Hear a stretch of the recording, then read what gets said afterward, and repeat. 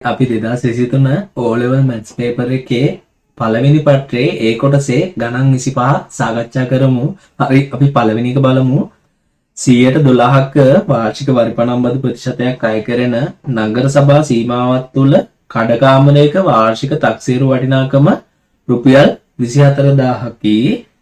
වසරකට ගෙවිය යුතු වරිපණම් බදු මුදල කීයද කියලා අහනවා.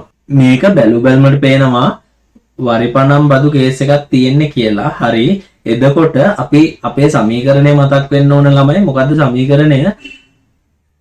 වරිපණම් බදු මුදල සමාන වෙන්නේ තක්සේරු වටිනාකම ගුණ කිරීම ප්‍රතිශතය කියන එකෙන්. හරි ඒ කියන්නේ සරලයින් ළමයි මෙහෙම වෙන්න ඕනේ.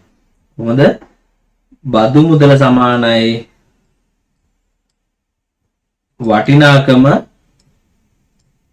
වැඩි කිරීම ප්‍රතිශතය. හරි. එතකොට ඉතින් මේ සමීකරණයට දීලා තියෙන දත්ත ටික ආදේශ කරා නම් උත්තරේ ගන්න පුළුවන්. හරි. දැන් මේකේ අපිට වටිනාකම දීලා තියෙනවා ප්‍රතිශතය දීලා තියෙනවා. අහන්නේ වරිපණම් බදු මුදල. ඒ කියන්නේ මේක අහන්නේ. හරි. සරලයි. එතකොට දීලා තියෙන එක ආදේශ කරමු. වටිනාකම 24000යි. වාර්ෂිකවනේ තියෙන්නේ. එතකොට ප්‍රශ්නයක් නැහැ.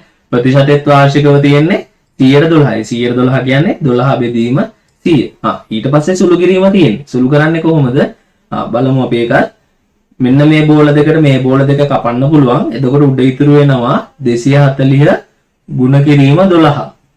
හරි. 240 12න් ගුණ කරමු. මම වෙන වෙනම ගුණ කරන්නම්. දෙවරක් බිඳුවයි දෙවරක් 4 8යි. දෙවරක් 2 4යි. එක් වරක් බිඳුවයි එක් වරක් 4යි. එක් වරක් 2යි. එතකොට බිඳුවයි 8යි 8යි 2යි. 2880ක් එනවා නේද? හරි. ඒ කියන්නේ අපේ බදු මුදල වෙන්නේ ඒගොල්ලෝ අහන ප්‍රශ්නෙට උත්තරේ රුපියල් 2880යි කියන එක. එතකොට අපි පළවෙනි ප්‍රශ්නෙට අදාළ ලකුණු දෙක සම්පූර්ණ කරලා තියෙන්නේ. හරි.